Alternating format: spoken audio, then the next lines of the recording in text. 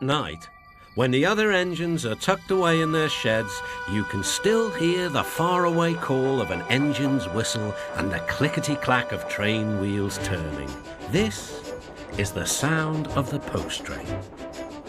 One train is pulled by Thomas and the other by Percy, as the loads are too heavy for one engine to do the work alone.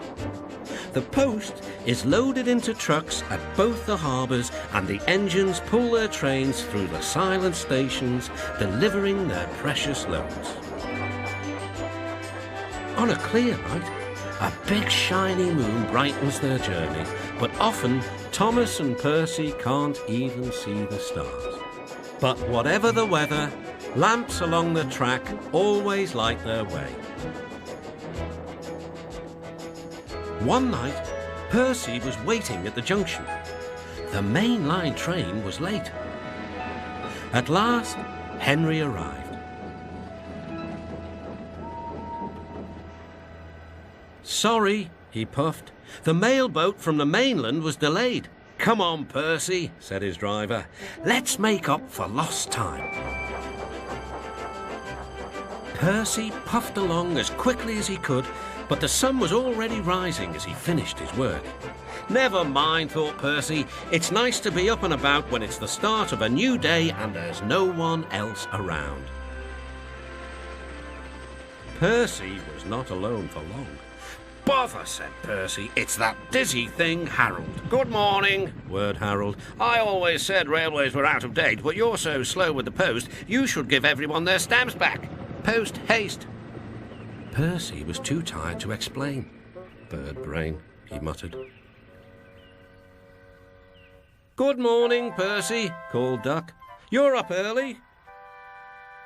"No, you're wrong," sighed Percy. "I'm back, tired and late." He rolled into the shed and fell asleep almost before his buffers touched the bar. His driver decided to set off early that evening.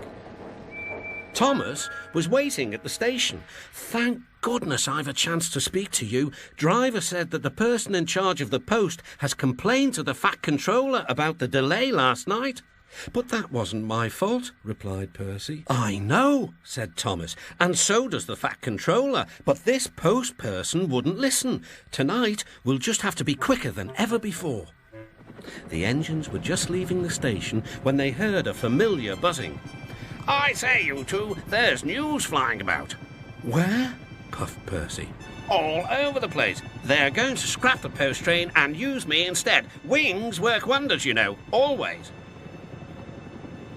"Rubbish," huffed Thomas. That night, everything ran like clockwork. Thomas and Percy steamed through the stations, making good time everywhere they went.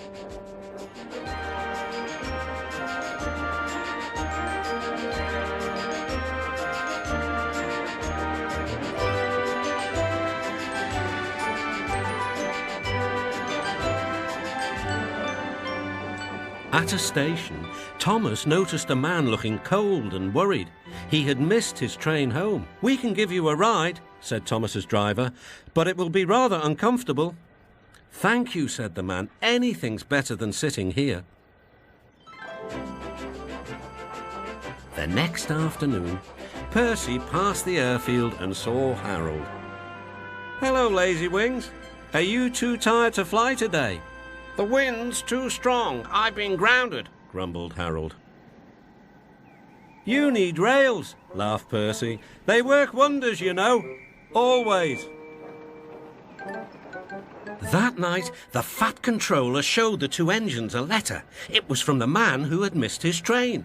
"He thinks you are both splendid," said the Fat Controller, "and everyone says that the post train is the pride of the line."